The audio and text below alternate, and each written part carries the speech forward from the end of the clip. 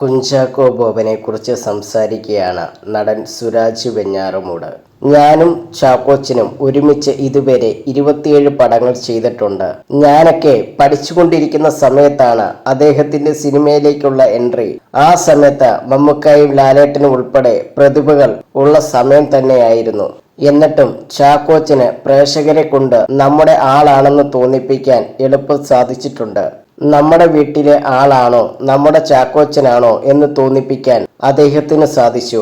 കരിയറിന്റെ തുടക്കത്തിലെ സിനിമകൾ നോക്കിയാൽ ആ സമയം മുതൽ ചാക്കോച്ചനെ മിക്കവരും ചോക്ലേറ്റ് പയ്യനെന്നാണ് വിളിക്കാറുണ്ടായിരുന്നത്. എന്നാൽ ഈയിടെ ഇറങ്ങിയിട്ടുള്ള അദ്ദേഹത്തിന്റെ സിനിമകൾ ശ്രദ്ധിച്ചിട്ടുണ്ടോ? ഇപ്പോഴുള്ള ചാക്കോച്ചന്റെ സിനിമകൾ നോക്കിയാൽ വളരെ വ്യത്യസ്ത കഥാപാത്രങ്ങളാണ് കാണാനാകുക. അത് ചിലതൊക്കെ സത്യത്തിൽ ഒരിക്കലും അദ്ദേഹം ചെയ്യില്ലെന്ന് തോന്നിയിട്ടുള്ള വേഷങ്ങളാണ്.